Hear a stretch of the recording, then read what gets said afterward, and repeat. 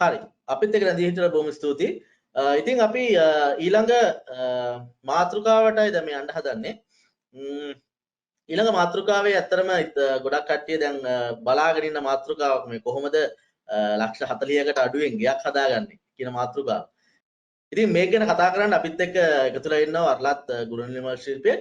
තරිඳු අපි යමු ඊළඟ සෙෂන් එකට. ඔව් විසුරු ආකියෝගේ ගොඩක් දෙනෙක් අද අපිත් එක්ක සම්බන්ධ වෙලා ඉන්න කට්ටිය මම හිතන්නේ මේ ගැන ගොඩක් උනන්දුවෙන් ඉන්නේ කොහොමද ලක්ෂ 40කට අඩුවෙන් කොහොමද මම ගයක් හදන්නේ කියන දේ ගැන. අනිත් එක මේක සාමාන්‍ය ගයක් නෙවෙයි සුපිරි ගයක්. ඒ කියන්නේ තමන්ට අවශ්‍ය කරන සියලුම දේ තිබෙන ගයක්. ඉතින් මේ ගැන කතා කරන්න අපි සමග සම්බන්ධ වෙනවා වර්ලත් ගෘහමාන ශිල්පී ඒ වගේම ලංකාවේ ප්‍රමුඛ පෙළේ ආයතන රැසක් ඉදි කිරීමට දායක වෙච්ච නිර්මාණ ශිල්පියෙක් විදියට දායක වෙච්ච සහ C+ design පෞද්ගලික ආයතනයේ නිර්මාතෘ සහ කළමනාකරණ අධ්‍යක්ෂක චින්තක දයාරත්න මහත්මයා. චින්තක ඔබටයි අවස්ථාව. thank you Tarindu and සුබ සන්ධ්‍යාවක් වේවා සියලු දෙනාටම. අද මම කතා කරන්න බලාපොරොත්තු වෙන්නේ අපි කොහොමද cost effective ගෙදරක් නිර්මාණය කරන්න කියලා. මුලින්ම cost effective නිවසක් නිර්මාණය කිරීමේදී අපිට මේකේ කැලි දෙකක් තියෙනවා අපි බලන්න. පළවෙනි එක තමයි අපි කොහොමද land එකක් හරියට select කරගන්නේ කියන එක. දෙවෙනිවට අපි design එක කරන්නේ කොහොමද සහ අපි construction එක මොන විදියකටද කරන්නේ කියන එක. අපි මුලින්ම කතා කරමු කොහොමද අපි බලාපොරොත්තු වෙන cost effective නිවසක් නිර්මාණය කිරීමේදී හරි land එකක් අපි කොහොමද select කරගන්නේ කියන එක. පළවෙනි එක තමයි land එකක් select කර ගැනීමේදී අපි බලන්න ඕනේ අපේ location එක මොකක්ද කියලා. ගොඩක් වෙලාවට ඒ location එක මත ගොඩක් ಜಾති තීරණය වෙනවා. උදාහරණයක් විදිහට ගත්තොත් ඒ එතන තියෙන location එකේ කොච්චරක් උසට building යන්න පුළුවන්ද? building line එක මොකක්ද? land acquisition line එක මොනවද? මොනවද තව තියෙන restrictions, reservations තියෙනවද? වගේ ಜಾති මත අපිට land එක ගැනීමේදී මුලින්ම අපි බලන්න අවශ්‍ය කරලා තියෙනවා. දෙවෙනියට මේ land එකේ කොච්චර ප්‍රමාණයක් තියනවද කියන එක. ඒ කියන්නේ අපි කියනවා කොච්චර purchase ප්‍රමාණයක් මෙම land එකට තියනවද කියන එක. අපි හැමෝම දන්නවා ලංකාවේ තියෙන normal process එකේ ගිහිල්ලා ඉවර වෙලා අපිට land එකක් නිවසක් නිර්මාණය කිරීමේදී අපිට purchase 6ක ප්‍රමාණයක් අපිට අවම වශයෙන් අපිට අවශ්‍ය වෙනවා. purchase 6ක ප්‍රමාණයක් අවම වශයෙන් අවශ්‍ය කරනවා වගේම අපේ තියෙන requirement එක මත ඉඳලා අපිට purchase ප්‍රමාණය වැදගත් වෙනවා.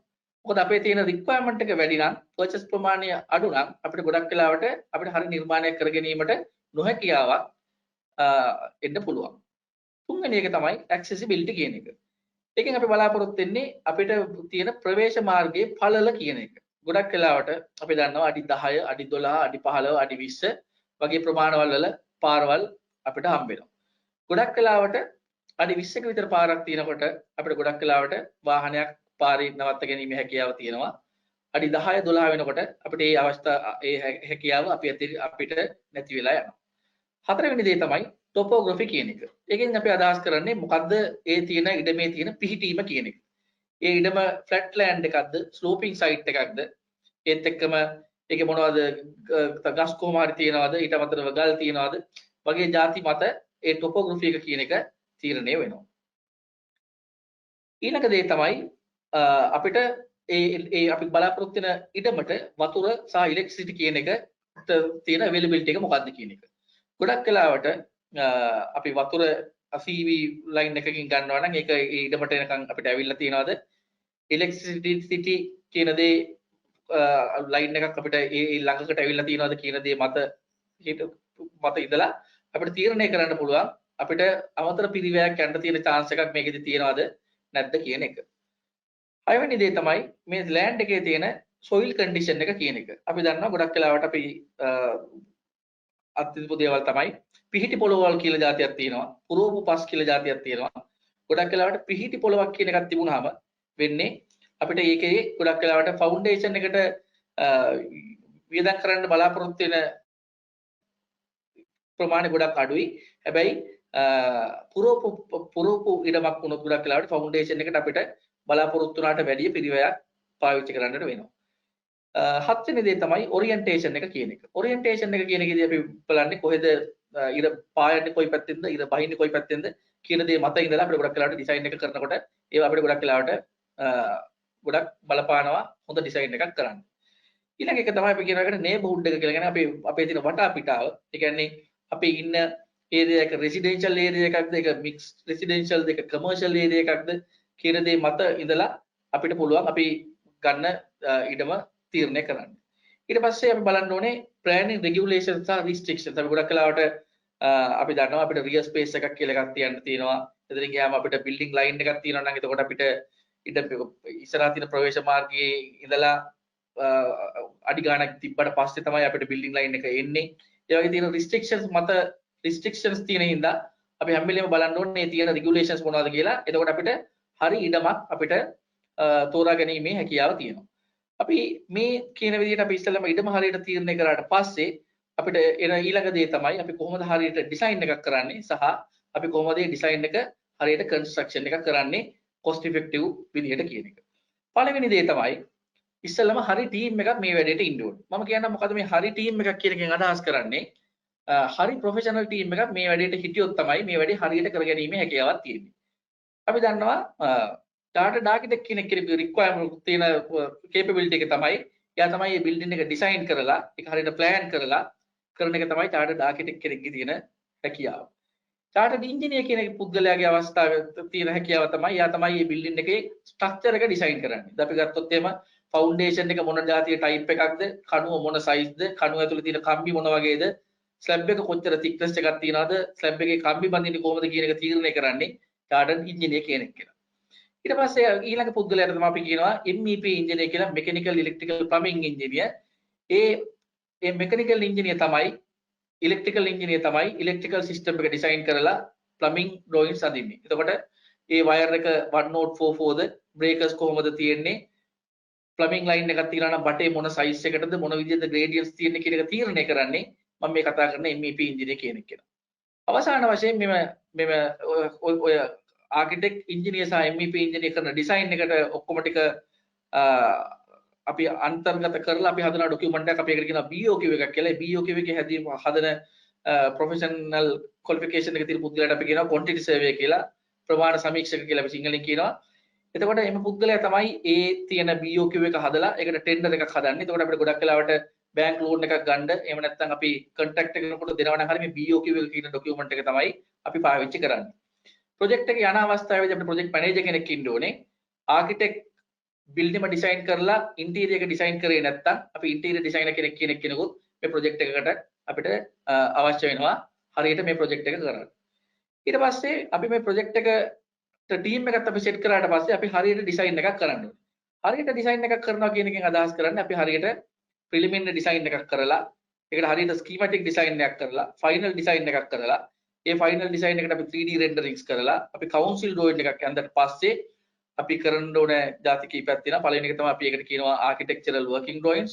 එතනින් ගියාම structural working drawings, MEP working drawings ඇඳලා ඒකට BOQ එකක් හදන්න ඕනේ. ඊට පස්සේ තමයි හරි construction එකක් කරගෙන යන්න අපිට අවශ්‍ය කරන හරි documents අපේ අතේ තියෙන්නේ.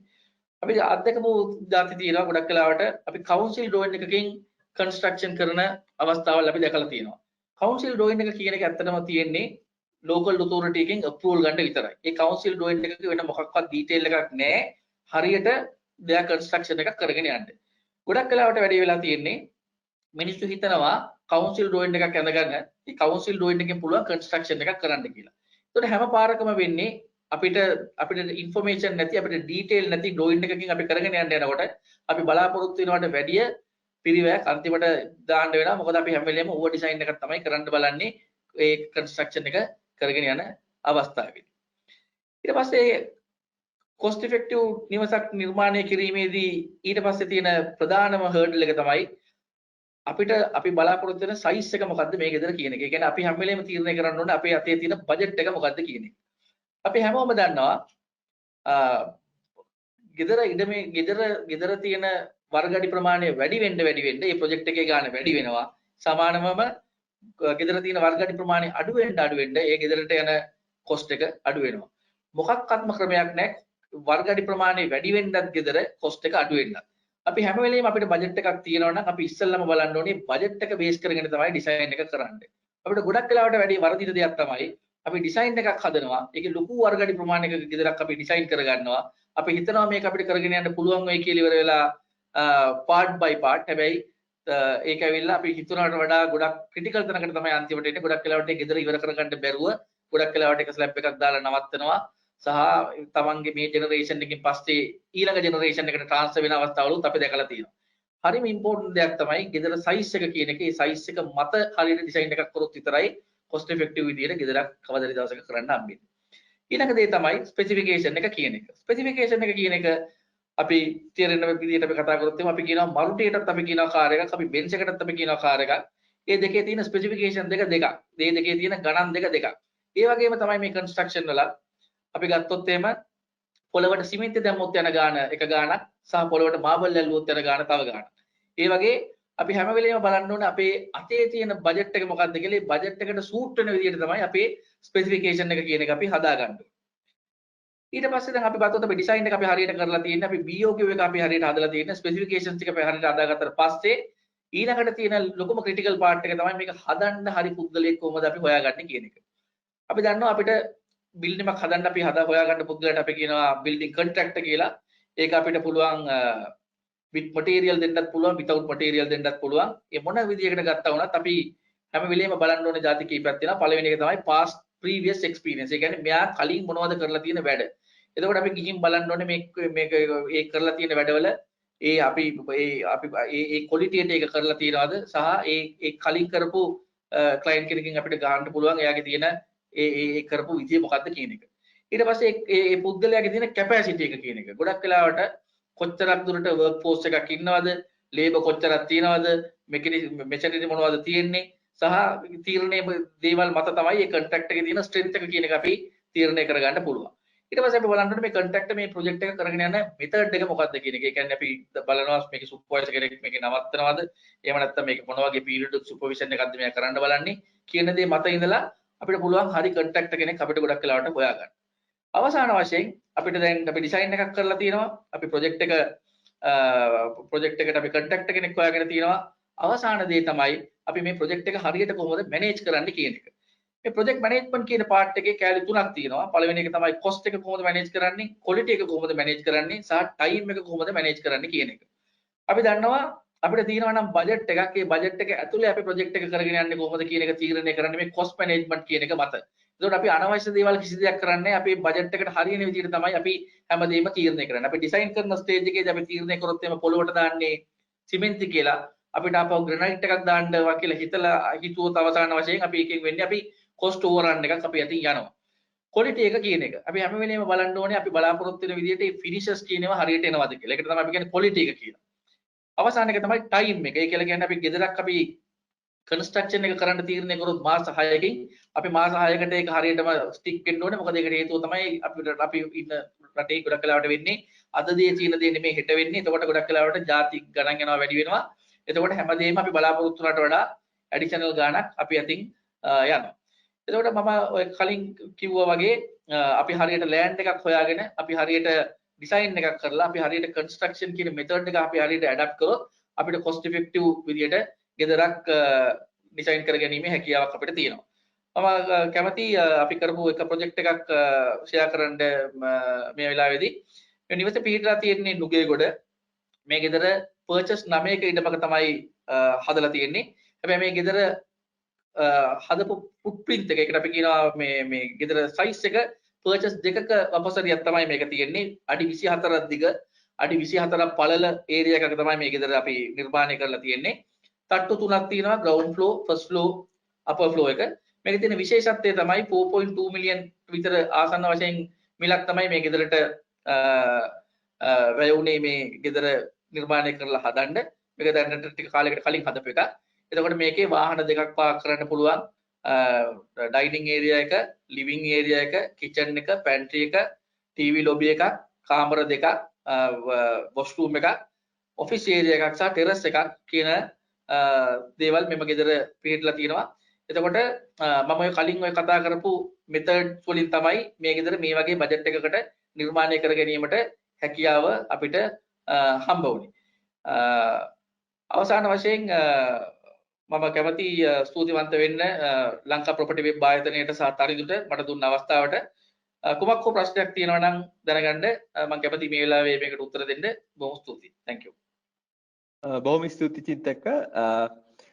අතන අපිට ප්‍රශ්න රාශියක් ලැබිලා තියෙනවා. වෙලාව කාලය සීමිත නිසා අපි ප්‍රශ්න 3කට වගේ පිළිතුරු දෙමු. ඉතුරු ප්‍රශ්න ටික මම චින්තකට යොමු කරන්නම්. එතකොට අපිට ඒ ටිකට අපිට පෞද්ගලිකව පිළිතුරු සපයන්න පුළුවන් ඉදිරියේදී. එතකොට පළවෙනි ප්‍රශ්නය ලබා දීලා තියෙන්නේ රුෂාන්ත නාගරාජ මහත්මයා. එතුමා අහනවා නිවසක් ඉදිකිරීමේදී මුදල් ඉතුරු කරගන්න භාවිතා කළ හැකි අමුද්‍රව්‍ය මොනවාද කියන එක. ඔව්. ඒක හොඳ ප්‍රශ්නයක් තරින්ද. ඒකට හේතුව තමයි ස්පෙસિෆිකේෂන් එක කියන දේ මත ඉඳලා ගොඩක් ಜಾති තීරණය වෙනවා. අපි ගත්තොත් එහෙම මම උදාහරණ කීපයක් දෙන්නම්. ඒකට පළවෙනි දේ තමයි අපි ගත්තොත් එහෙම අපි ගෙදර හදන අමුද්‍රව්‍යත් එක්ක ගත්තාම ගෙදර තියෙන මේන් සැකිල්ල අපි කියනවා අපි ගොඩක් වෙලාවට අඟල් 9 ගඩොල් තමයි ගොඩක් වෙලාවට පාවිච්චි කරන්නේ ගෙදර තියෙන වටේ බඳින්න. එතකොට අපිට පුළුවන් අඟල් 9 ගඩොල් වලට අමතරව අඟල් 6 බ්ලොක් ගල් අඟල් 4 බ්ලොක් ගල් පාවිච්චි කරන්න පුළුවන් බිත්ති වලට. ඊට අමතරව අපි ගත්තොත් එහෙම පොළව කියන දෙයට ගත්තොත් එහෙම මාබල්, ටෙරාසෝ, ටයිල්, ටිම්බර් ෆ්ලෝරින් වලට අමතරව සිමෙන්ට් ෆ්ලෝරින්, එතනින් ගියාම ටයිටේනියම් ෆිනිෂ් වගේ මටීරියල්ස් තියෙනවා අපිට පාවිච්චි කරන්න පුළුවන්. ඒත් එක්කම අද දවසේ ගත්තාම අපි දැකලා තියෙනවා මෙතඩ්ස් තියෙනවා ගොඩක් වෙලාවට ප්ලාස්ටර් එක ඔමිට් කරන්න පුළුවන්. ඒ ප්ලාස්ටර් ඒ නොකර පේන්ට් කරන්න පුළුවන් විදියවල් තියෙනවා. එතකොට දලඹ ගහන්න නැතුව ඒ කියන්නේ අපි ෆැබ් එකේ තියෙන දලඹ කියන එක අපි පාවිච්චි කරන්නේ නැතුව ඒක අපිට පුළුවන් පේන්ට් කරන්න හැකියාවල් තියෙනවා. අලුත් දාතියේ වෝටර් ප්‍රූෆින් මෙතඩ්ස් තියෙනවා. එතනින් ගියාම ගොඩක් වෙලාවට අපි ගත්තාම අලුත් දාතියේ මොනවාද door and windows වලට පාවිච්චි කරන්න පුළුවන් මෙතඩ්ස් තියෙනවා. ඒ වගේ අපිට කතා කරන නම් තනිව අපිට තව ගොඩක් වෙලාවට කතා කරන්න පුළුවන් මටීරියල්ස් අතරම තියෙනවා මාකට් එකේ. ඔව් චින්තක. අපේ ඊළඟ දෙවෙනි ප්‍රශ්නේ තමයි දිනේෂ් වීරගොඩ මහත්මයා අහලා තියෙනවා. ඉඩමේ තිබෙන ගස් ඒ කියන්නේ මේ පරිසර හිතකාමී අන්දමින් කොහොමද නිවසක් ඉදි කරගන්නේ කියන එක. ඉකෝ ෆ්‍රෙන්ඩ්ලි කියන concept එක තමයි මේ අහන්නේ. ඔව්. දැන් අපි ගත්තොත් එහෙම දැනට කාලයකට කලින් අපි ගෙදරක් එහෙනම් අපි කන්ස්ට්‍රක්ෂන් එකක් කරනකොට අපි හැම වෙලෙම ගොඩක් වෙලාවට අපි පාවිච්චි කරා ටිම්බර් කියනවා. අපි ඒවට කියනවා solid timber කියලා ඉවරලා. අපි වහලට පාවිච්චි කරා ඒක ගොඩක් වෙලාවට දොරවල් ජනෙල් වලට ඔක පාවිච්චි කරා. එතකොට ගොඩක් වෙලාවට ටිම්බර් කියනවා අපි ගොඩක් අවස්ථාවලදී ගොඩක් එලිමන්ට්ස් වලට අපි පාවිච්චි කරනවා. හැබැයි අද දවසේ තාම ඒක එහෙම වෙලා නෙමෙයි තියෙන්නේ. ගොඩක් ආටිෆිෂල් ಜಾති තියෙනවා අපිට පාවිච්චි කරන්න පුළුවන්. same look and feel එක තියෙන්නේ. අරට වඩා ගණක් ගන්න cost එකක් විදිහට ගත්තාම price එකකට වඩා අඩුයි. හැබැයි ගහකොළට අත තියන්න නැතුව අපිට ඒවා පාවිච්චි කරන්න පුළුවන්. අපි ගත්තොත් එහෙම rafters වලට, එතනින් ගියාම wall plates, එතනින් ගියාම ridge plate, door and windows, එතනින් ගියාම flooring, decking ඔය හැම දෙයකම පාවිච්චි කරන්න පුළුවන් artificial materials තියෙනවා. ඒවා පාවිච්චි කරපුවාම තනින්දු අපිට ගොඩක් වෙලාවට අපි අද දවසේ තියෙන කාලීන මාතෘකාව ඒ කියන්නේ ගස් කපනවා කියන තැනින් අපිට අඩියක් මෙහා පැත්තට ඇවිල්ලා අපිට වෙන මටීරියල් එකක් වෙන ඕල්ටර්නේටිව් මටීරියල් එකක් අපිට පාවිච්චි කරන්න පුළුවන්. ඔව්. ඊළඟ චිත්තක අපිට රුවන් ෆොන්සේකා මහත්මයා අහලා තියෙනවා ශ්‍රී ලංකාවේ ගොඩක් නිවාස ඉදි කිරීමේදී ආකිටෙක් කෙනෙකුගේ උපකාරය ලබා ගන්න බවක් දකින්නට නැහැ. මේකට විශේෂ හේතුවක් තියනවාද කියන එක. තවද මම කියන්නම් ඒක මගේ පුද්ගලික මතේ. මම හිතන්නේ ඒක ගොඩක් වෙලාවට එහෙම වෙනව ඇත්තේ නොදැනුවත්කම හින්දා. අපි හැමෝම දන්නවා අපි දොස්තර කෙනෙක් ගත්තොත් දොස්තරට තියෙනවා එයාගේ responsibility එක. lawyer කෙනෙක් ගත්තොත් ඒ lawyer ට තියෙනවා responsibility එක.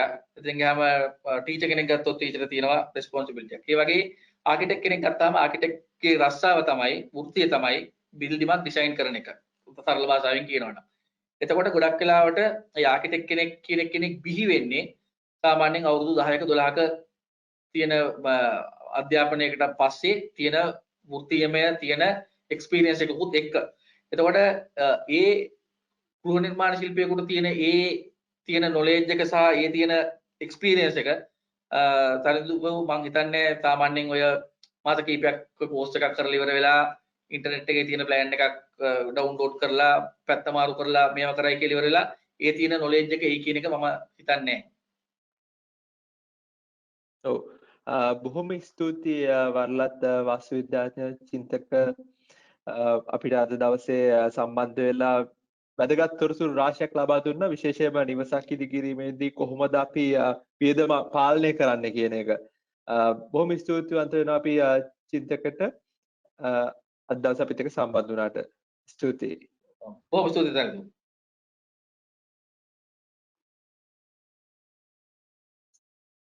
ඔව් තරිඳු.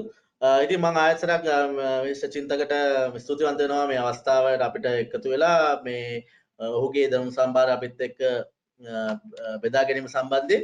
ඉතින් ඊළඟ මාතෘකාවට යන්න කලින් අපි නැවතත් අපේ ස්පොන්සර්ස්ලාගේ දැන්වීම් කිහිපයකට ගිහිල්ලෙමු.